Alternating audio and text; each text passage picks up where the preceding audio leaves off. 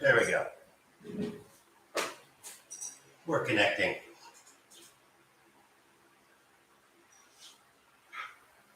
There we go. And we even got sound. Buntag, mga pon, mga gabi, no matter where you are in the world.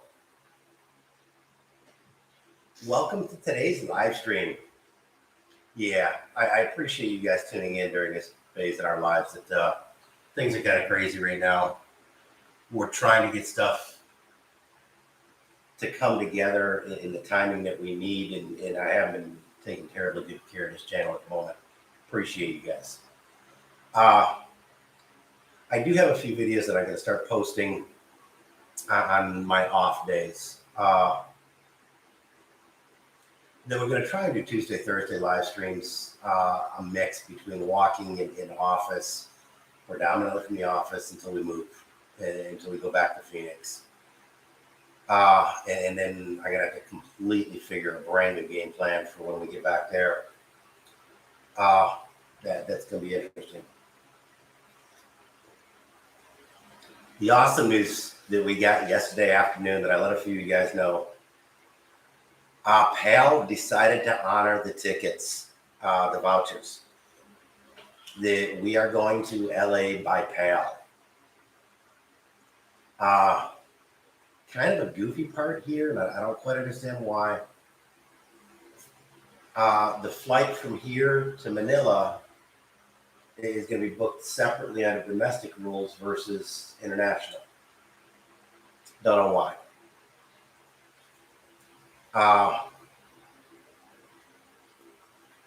Which means that we're going to have to, I don't know what that's going to mean for baggage allowance, because there's a huge difference in baggage allowance.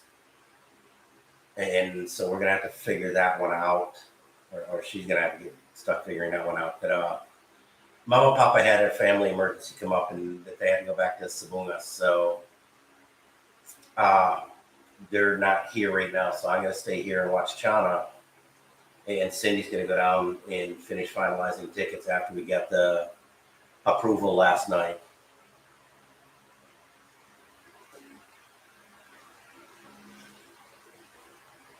That a friend of hers used to work or does work or has connections with people in PAL. And so that they were able to help smooth the way and get things approved quicker. And I'm not sure that because we went down there a couple times trying to get in their face and ask them, what's going on? That this is kind of urgent. We need a decision one way or the other.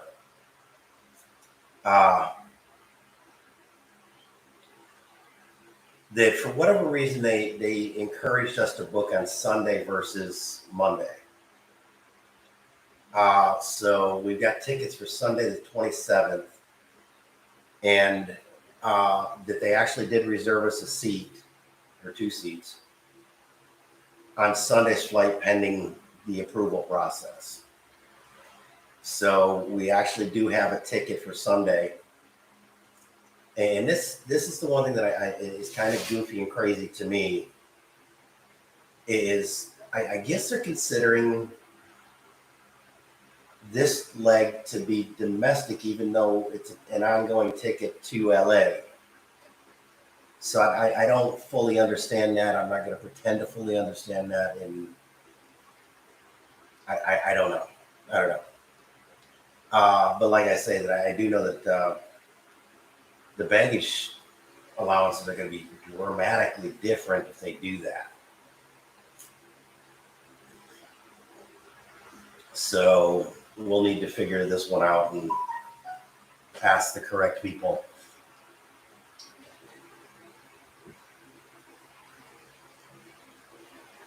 Hang on just a second, I got a message.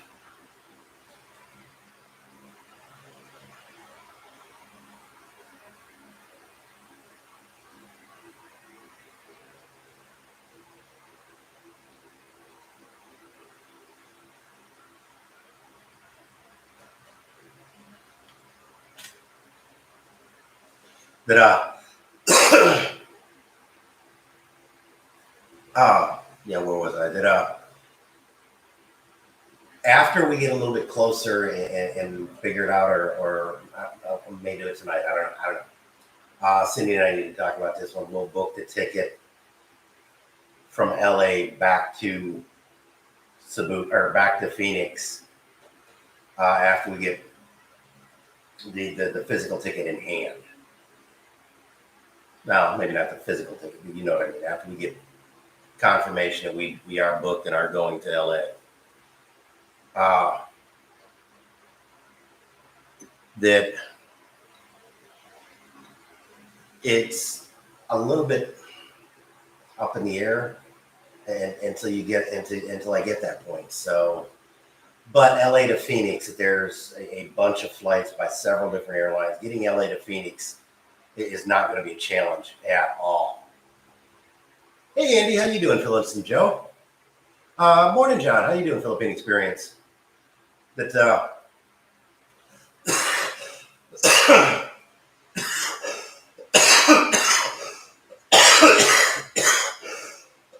it's not COVID, it's Manila or Cebu or wherever, Philippines. Last night was a horrible night for both Shauna and I. That mine I know what it is from. With Shauna, morning, Mr. Daniel. How you doing today? But with Shauna, yeah, that she's actually having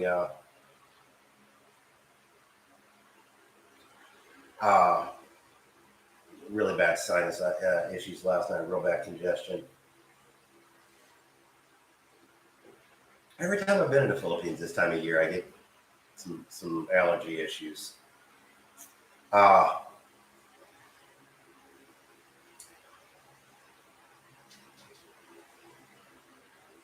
Yeah, going back to the States doesn't seem to be that terribly expensive. I haven't looked at return tickets because we kind of don't plan on returning until probably next January anyhow.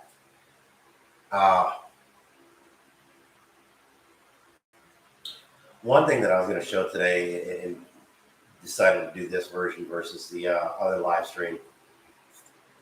Case counts are back down to under 10,000 for the last 2 days in a row. The explosion that happened, it was just that. It was a brief explosion.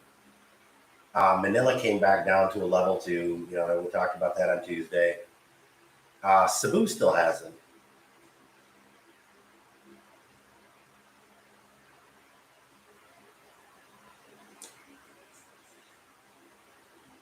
Now, Phyllis and Joe, your Manila to LAX was a round trip, though, correct?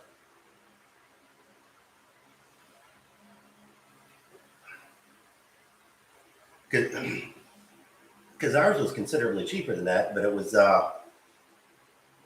one way. Yeah, Daniel. Even back in Phoenix, I had some bad allergies. So 980 for round trip really isn't that bad because a lot of people are talking about tickets here are 2 to 3 times what they normally would be. Philippine Experience John is talking about one-way ticket here is almost the same price that a round trip would be normally for him. So, and I've heard others making a comment that the trips here are way more expensive.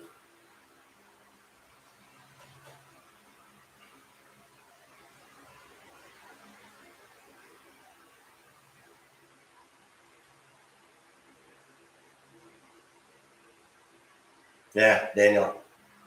That's yeah, Andy. That Daniel made comment. It cost him that much for one way from Vancouver to Cebu. But it's Vancouver to Cebu, not Cebu to Vancouver. And like I say, our Manila to LA was, well, he's going by way of Manila. That there are no flights directly into Cebu any longer. Matter of fact, there are very limited flights international flights in or out of Cebu, period. We actually tried to book tickets Cebu out of country, and that didn't happen. And then for economic reasons, we actually looked at what it was going to take to get PAL to finally honor theirs to get us out of Cebu. Michael and Heidi, how you doing today?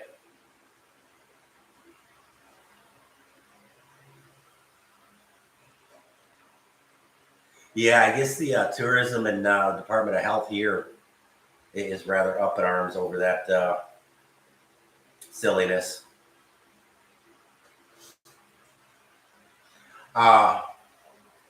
What's funny is the PAL office still has a big advertising campaign on it about Cebu to LA direct flights. We pointed that out to them yesterday, and I guess the plans are there for 3 times, going back to the 3 times a week and all that good rot. But right now that they're having issues getting the flights filled as it is out of Manila,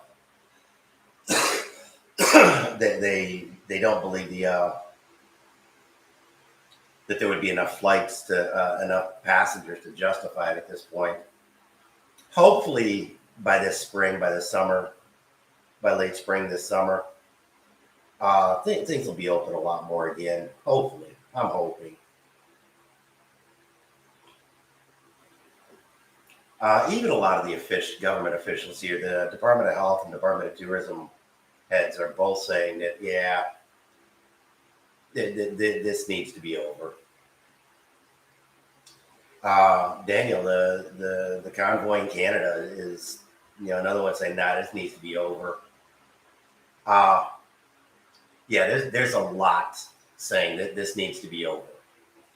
And so hopefully in the next couple months, it'll start winding down and getting back and finding a new normal.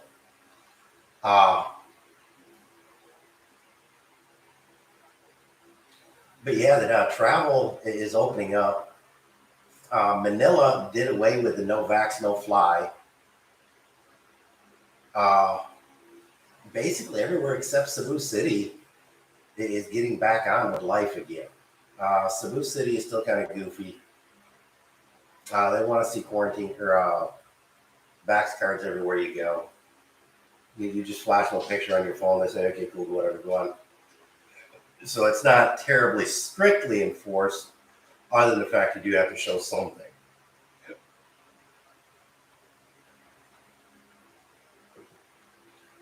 That yesterday we managed to get into Ayala, and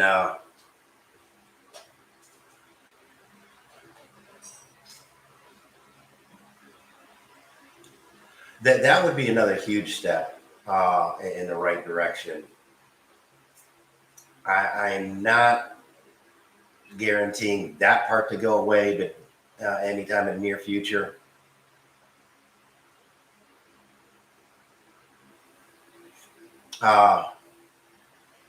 Yeah, generally out in the provinces, from what I've seen, that pretty much all this stuff is going back to normal. Mom and Pop are a little bit disappointed that they had to go down and get vaxxed because they do have some urgent business to deal with in Manila, and so they went down and got their vax and all that good stuff to go to Manila. Well, now you don't need the vax to go to Manila.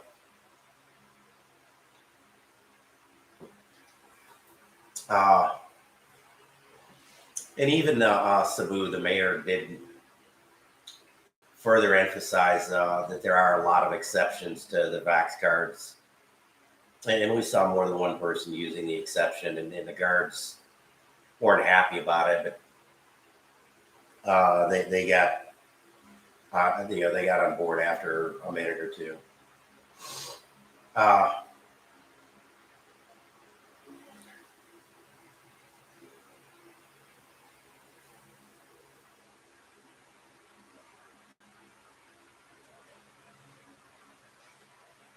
Before you need a booster shot or a shelf life for the vaccine itself?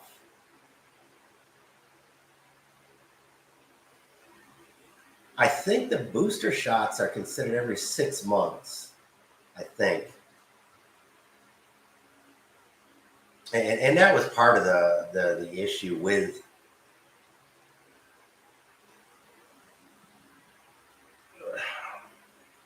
all this is that that and Daniel, your comment, your comment's right that yeah, Andy, I think I'll just reference a comment above yours. I don't think there is a standard policy.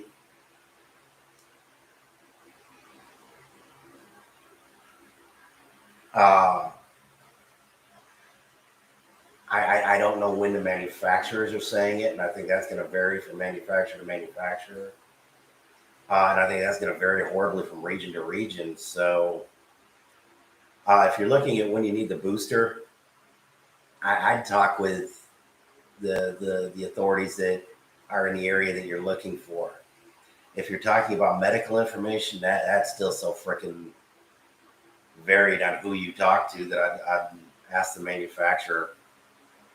Uh, as far as personal information, but yeah, if you're looking for travel information, I'd ask the government where you're going, how long it was before they want a new one.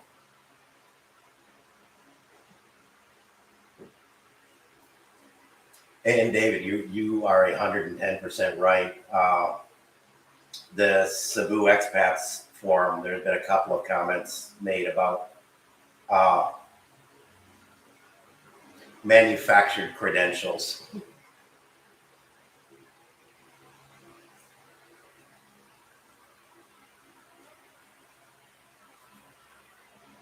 Uh, Other than just for a convenience factor, there really wasn't a good reason to get the shot either. And I'm hoping that that's going to finally die away.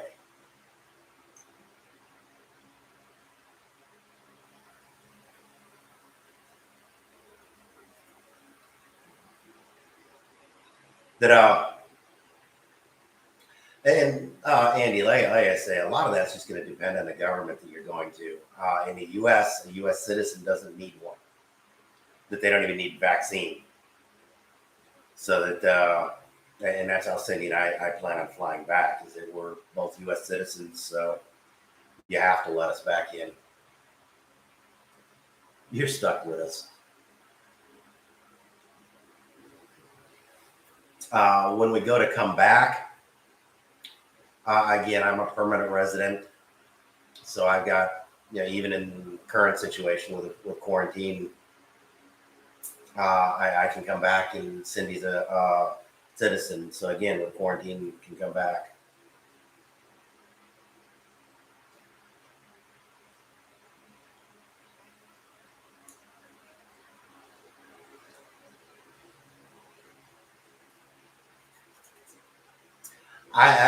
Andy, I would talk with them a couple weeks before you leave. I would find out the rules and regs just before you, within 2 weeks to a month before you leave. That these rules are changing so rapidly here, and they have it for the last 2 years, and that's part of the problem. That they're changing so rapidly. I would ask just before you left, because what you ask today may not be the same as when you leave.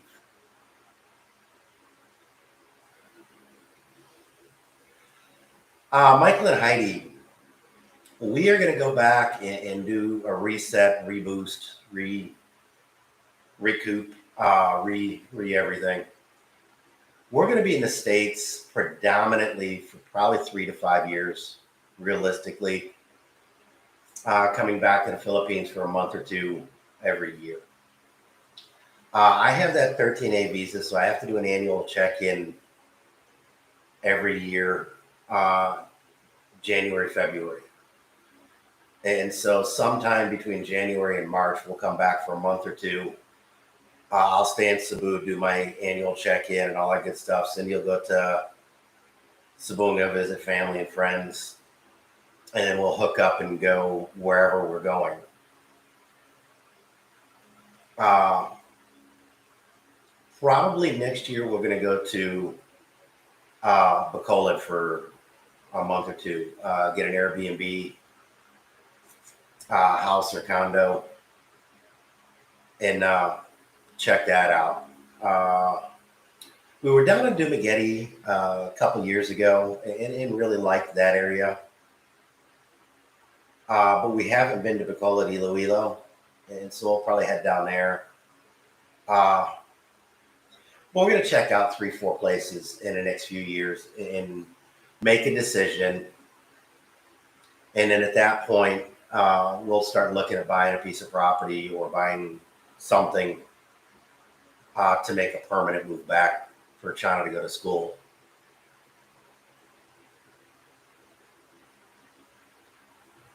Uh, for a lot of reasons, we would prefer China to go to school here. But as this last couple of years has been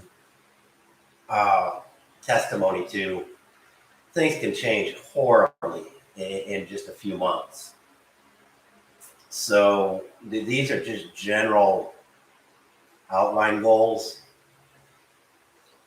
But yeah, we plan on going back for at least 3 to 5 years, and just doing a recoup, reset, rebuild. That there's a bunch of things we want to take care of in the States, with our house, with personal and other issues.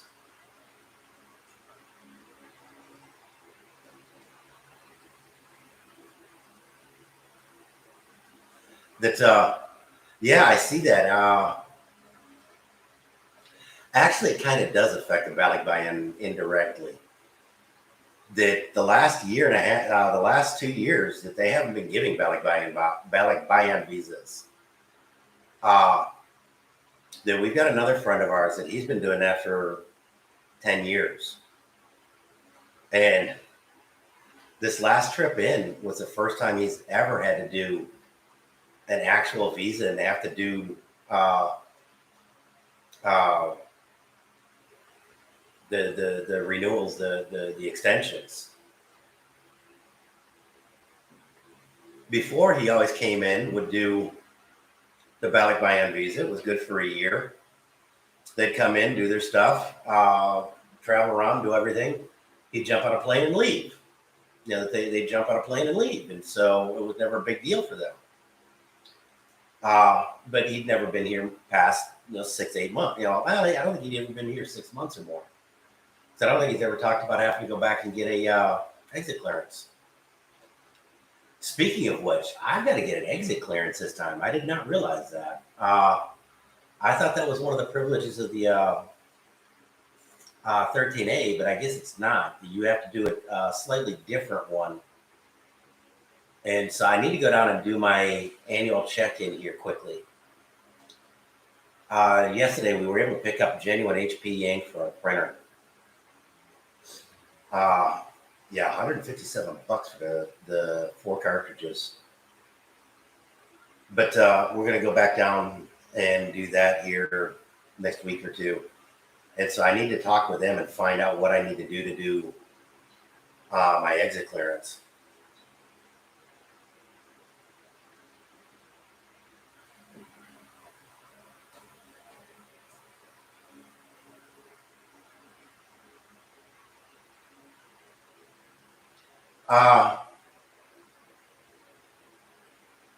Hey, Phil, Andy, yeah, I would look at you and Agnes meeting up in like Taiwan or Singapore or something like that, and then coming back together. That way, or shortly after you get here, plan a trip to Taiwan or wherever you can get out of country, both get out of country and back in. That way you can do a Balikbayan visa getting here.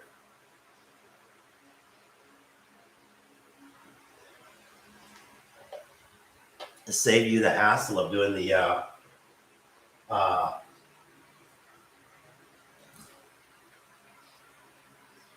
The tourist visa, there we go. Yeah, I skipped it through there. Sorry about that, people. But there we go.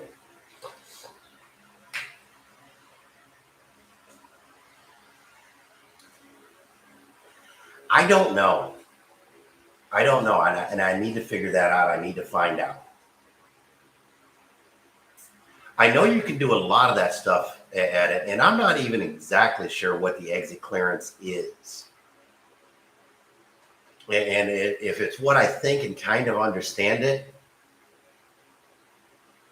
I'd kind of like to have it a little bit in advance. That way, if there is any glitches or hitches, I can get them taken care of before I get there. Uh,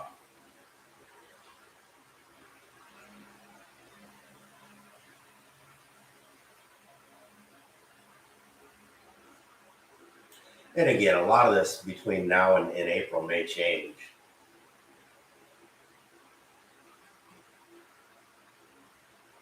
And that's the big part with a lot of this is so much of it changes so rapidly that it's very hard to make any decisions on what you're going to do in advance. And that's part of what we're fighting at this point is because of not having China's U.S. passport in hand, we're a little hedgy about making too hard of commitments on going back. But the consulate assured us that if you're within 2 weeks of the flight, that get back with them and they'll see what they can do. And I guess they got a pretty good track record about either expediting things along or at least giving you some kind of temporary travel documents.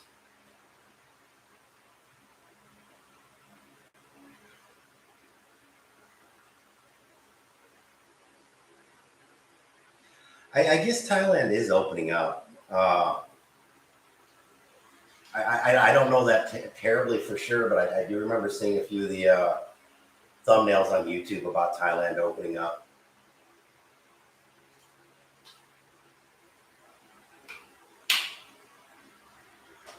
That when we first got here, that was something we kind of wanted to try and do as soon as things started mellowing out, is to travel to Thailand and some of these other countries in this area. But yeah, it is what it is. Last year, the last 24 months has been an adventure to say the least. But yeah, there's a lot that we would like to do in the future, and hopefully we can get some of that done. But for the next couple of years, next few years, we're going to be going back to the States. We're going to try and travel a bit more in the States. Yeah, my smoking has went up a lot horribly the last month or so, and I think that's part of my sinus issues. My smoking is tied heavily to stress levels, and stress levels have been off the chart for me.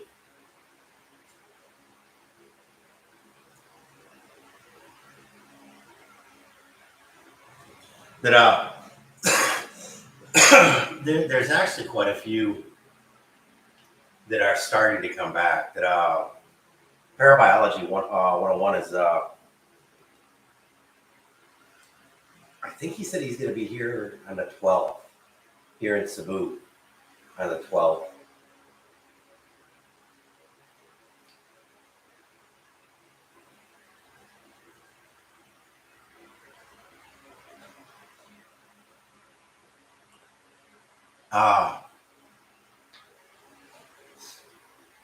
That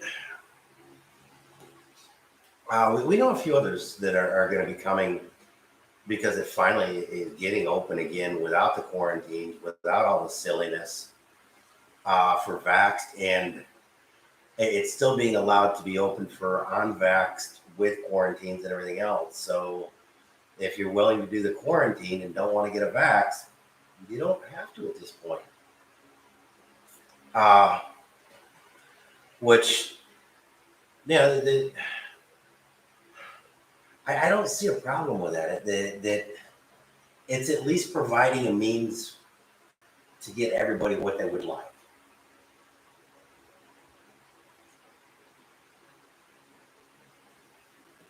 I can make you a smoking deal on a bright yellow sunshine, on a bright yellow ray of sunshine.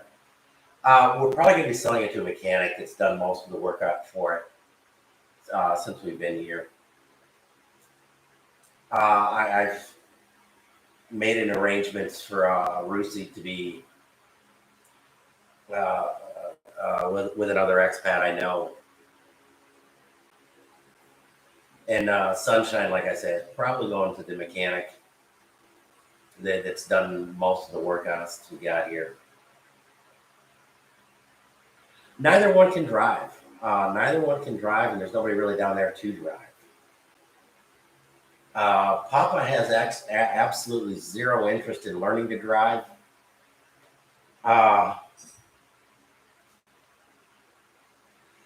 Being gone for a year to crack and have, it's setting for 10 months out of the year.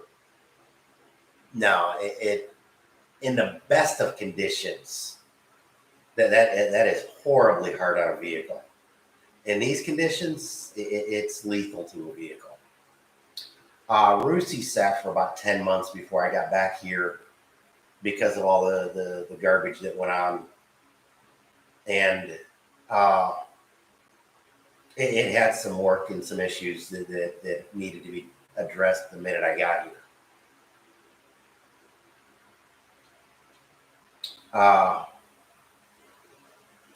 We've talked about keeping Sunshine, and I still, there's no promises on this one. I would still like to get a thorough goodbye review done on Sunshine. And it's in the works. I don't know if we're going to have timing to get it done.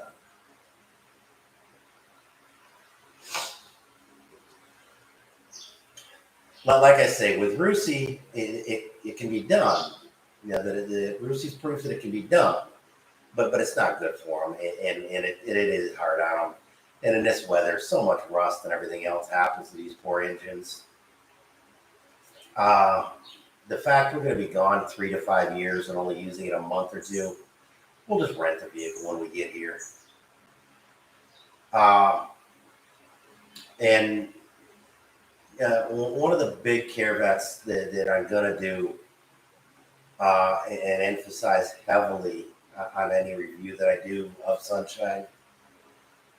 Sunshine is the Multicabs are JDM, that they're Japanese domestic market vehicle.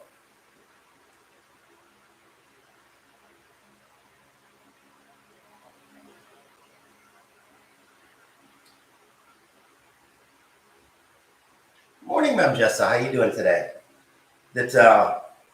So getting new parts for it are virtually impossible.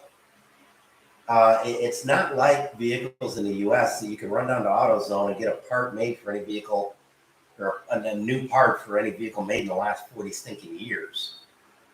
That here, getting a lot of the used parts, even a lot of the surplus parts, you have trouble digging up. And trying to find good quality surplus parts can be like trying to find hen's teeth.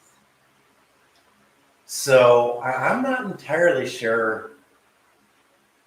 I would really recommend a multi-cab as a primary vehicle. If you do get one, you need to have one or both of two main conditions met. First is have a very good mechanic that you know and trust very well. And second is have the space and the ability to work on the vehicle that you're going to get, because it's going to be a fairly in-depth maintenance issue the entire time you have it.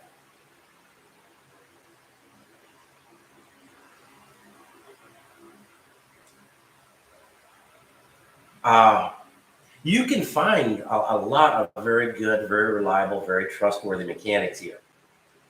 You can find a lot of shade tree mechanics that are trying to come off as very good. Hey, morning, Mr. Jojo. Hi, or good evening, Mr. Jojo. How you doing today?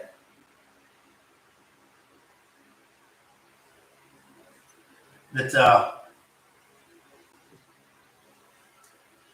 uh, Mem Jessa, we actually got to. They actually approved the voucher use, so we actually got tickets. That Cindy's going down and get the final tickets as soon as we're done with this.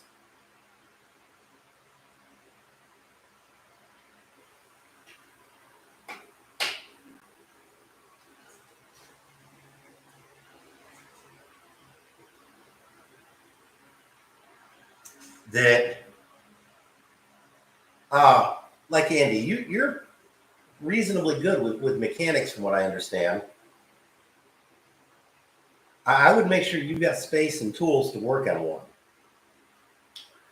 And it probably wouldn't be that bad of a deal for you, but I would have a mechanic that you know and trust that is very familiar with them, because they're not something that you see in the U.S. and there is a lot of peculiarities to these things in particular. One thing I didn't realize is there's actually a bleed valve on top of the engine in one particular place that I got lucky. The way I drain and refill a radiator when I had some cooling issues, when Sunshine sucked a bag in front of the radiator and overheated. That I drained and refilled the system twice. I didn't know that it sucked a bag in there. I just knew that the cooling system failed horribly. And it wasn't until I flushed the system that I found the bag. But I drained and refilled the system twice before I refilled it with antifreeze coolant. And I never realized that there was a bleeder valve on the very top of the engine to help with doing it. But from a few other vehicles that I've had in the past that did have troubles getting that, if you didn't do it well, I've learned to refill these radiators without too much problem. That there's a lot of things that I would do differently if I ever got another one. And the one big thing I would do is I would make sure to get one from surplus. And so you were rebuilding it from, you were the rebuilder, not somebody else. Or have a very trusted mechanic that was doing the rebuild for you as a custom one-off, so that you could go in there and do some parts. Like with the cooling,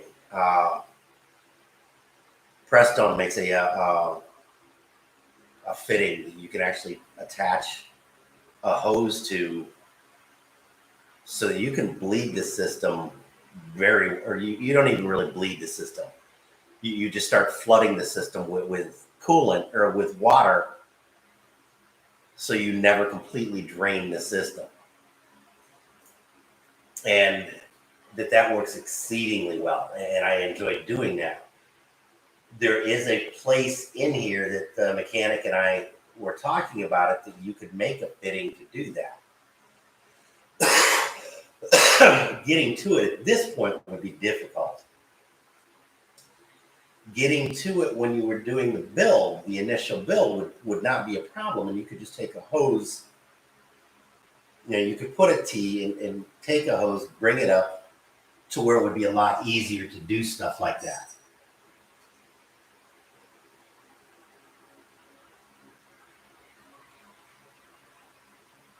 Yeah, I've had surplus vehicles in the past, and they are a freaking crapshoot. Because until you start getting into them, you don't know. I've had some very good luck with them. I've had some freaking paperweights. There was one in particular, a motorcycle, Kawasaki. It was a police bike, the 1000 that they made back in the 80s that I bought. That didn't literally want to be in a paperweight. That there was enough wrong with it that it literally want to be in a paperweight, and I could get brand new parts for it. It want to be in a part. They want to be in a donor vehicle, and that I just salvaged what parts I could off of it, and managed to find another one that was in enough better shape to justify the rebuilding. Between the two, I did make a decent bike out of it. But here it can be a huge challenge, and you can get parts and stuff fairly cheaply.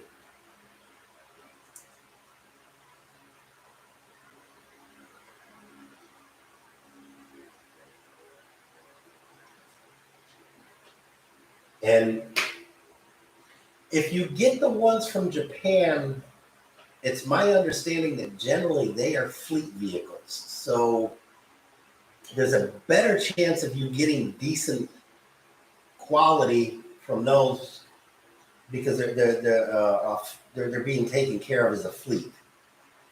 If you get one secondhand here, I hate to say this, and it's not meant to be as negative as it is. Filipinos aren't terribly well known for their maintenance. They use something until it's broken, and then they fix it, kind of, sort of, and make it work again. But as far as maintaining things, no. Most Filipinos don't do that. So, it is, as far as trying to get a surplus one that's been through the Filipinos, do not do that. And that was one thing my mechanic made comment of. Is a lot of Filipinos, when they buy stuff like this, they accept that it's going to be a maintenance nightmare. And so a lot of the manufacturers aren't held to terribly high standards. As long as it runs when they buy it, that they're happy. If it doesn't make it 6 months, it's just a used vehicle.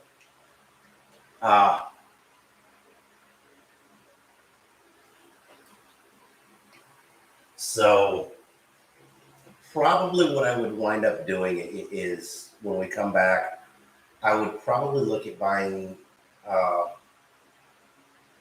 a new or very close to new vehicle for Cindy and Shauna, their primary use. And if money allows, buy a second vehicle that's a little bit more mainstream vehicle, that if worst case comes to worst, I could get parts out of the US for.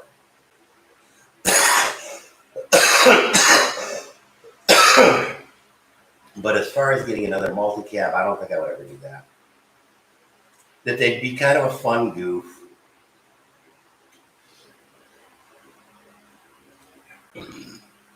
But they're not as practical of a vehicle from a Western perspective as I thought they would be. And that's the caveat right there, that they're not as practical of a vehicle as I thought of from a Western perspective. I would never dissuade somebody from getting them, because they're kind of a fun vehicle. And if you got your heart set on it, they're a good, cheap, disposable vehicle.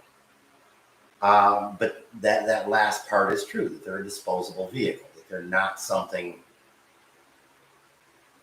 that I would expect to have in 5 years.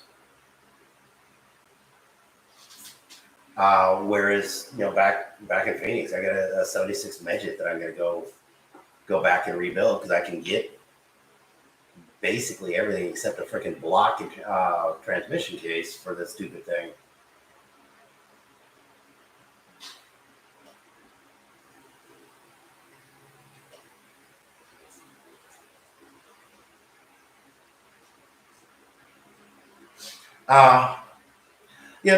Men just, don't be completely dissuaded by my opinion And the fact, and this is one thing,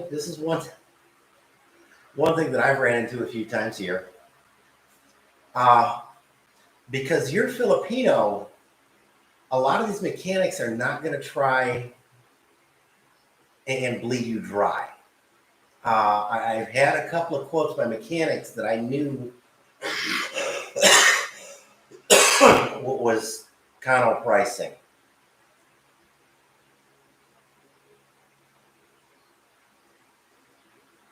Uh, yeah, they are about a Ford 150th. Uh, and they're about as expensive as a Ford one is about a Ford is to maintain too.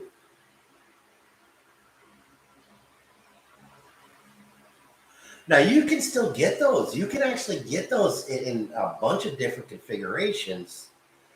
And the thing that might make one of those a lot of fun is they typically use different, more mainstream engine and drivetrain in them.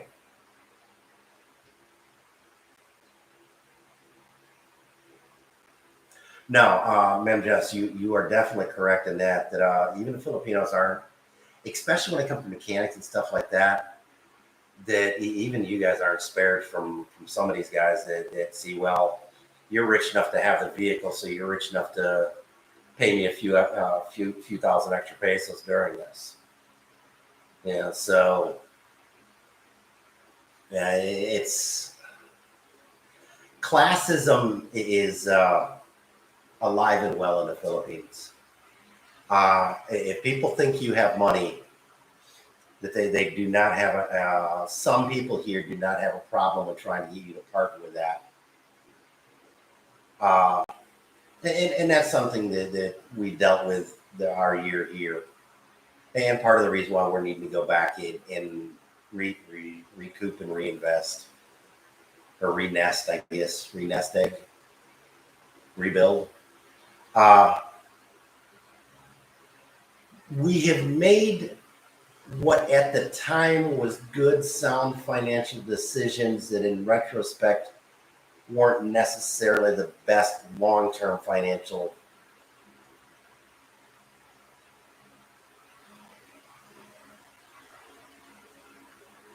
uh, decisions. Sunshine's one of them. I'm not going to lie about that. Sunshine was one of them. And yes, ma'am, Janet, you are again 110% on that one. That they are a chronic maintenance issue. That you are buying an older surplus vehicle that does not have a ready available new parts to refurbish it.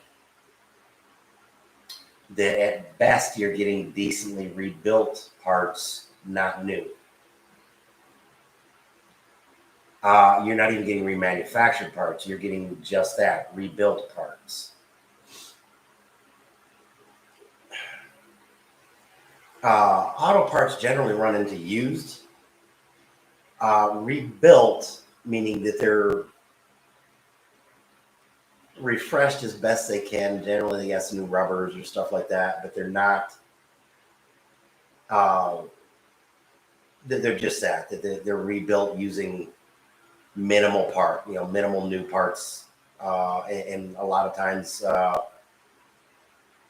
it's just kind of refreshed parts. That they're cleaned and such. You got remanufactured parts that uh, like a brake master cylinder. They'll use the casing for the master cylinder, but they'll go and they'll hone the cylinders. They'll put a brand new piston in it. They'll put brand new seals in it. Everything basically except a major housing is brand new. That they're as close to a new part as you can possibly get without getting a genuine new part. Here in the Philippines, you're going to buy used and maybe rebuilt. And rebuilt is going to be kind of sketchy. But as far as remanufactured or new, you're not going to readily find them for the multicabs. And the one thing that's kind of strange to me is they still make that engine. Yet when I went up to a Suzuki dealer and asked for a PCV valve that is still made, that they, as soon as they found out it was going into a multicab, a surplus multicab, they wouldn't sell it. They told me it wouldn't work. So I don't know whether it legitimately wouldn't work or if they wouldn't sell it because it was going into a surplus multicab. So I don't know. And that's just it. In the US, I can cross-reference a lot of these things so that I can find Chevy parts that fit on a Cadillac. I can find, Ford parts that fit on a Mercury parts that fit on a Lincoln, and the different vehicles that have interchangeable parts.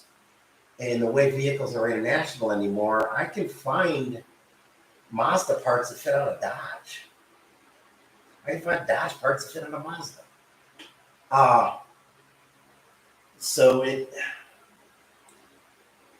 the US, all that cross-referencing has been done for you often by the manufacturer themselves. Here, it's not.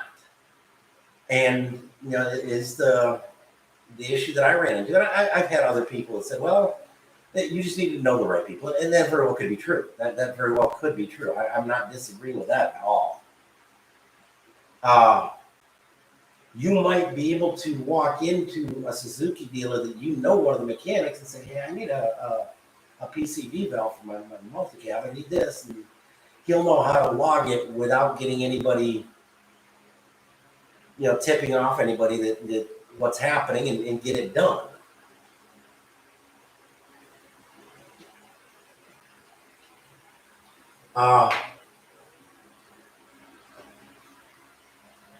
Now, that is one thing that I am surprised to see as many as you do here. The VW Bug, the original VW Bug, is still stinking real common here. I've seen a bunch of them. I've seen a few of them on the road even. So I'm certain that there's a way to get them licensed. And one of those could be a ton of fun to come in and work with. And I've got a couple of buddies back in the States that are big time VW Bug fans. And so I may get with one of them and ask some rather pointed questions about a lot of the information on them. And I don't know about the practicality of one here. The VW Beetle has never been a huge thing on my radar. But yeah, they could be a lot of fun to play with here. If you've got the heart and passion to do it, yeah, they could be a lot of fun.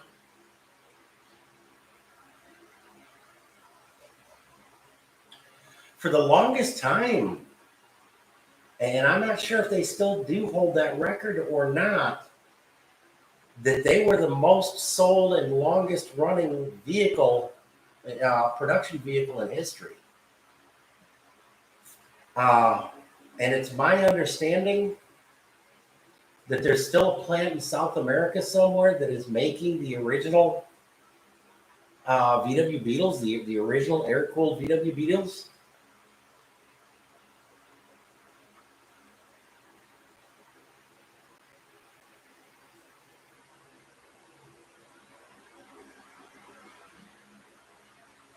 Honda seems to be the big seller motorcycle here. I would like to look at getting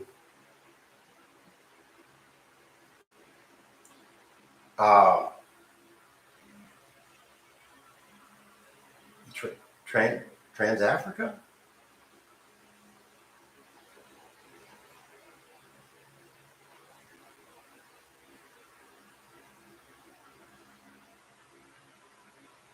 Now, Jojo, that might be worth making a trip down to Butuan on one of our trips back.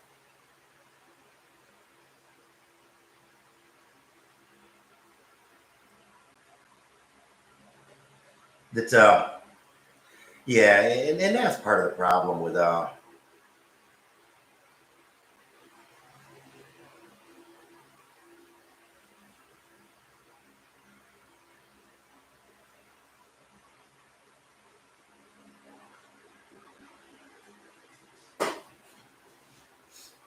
And I've heard stories like that repeatedly.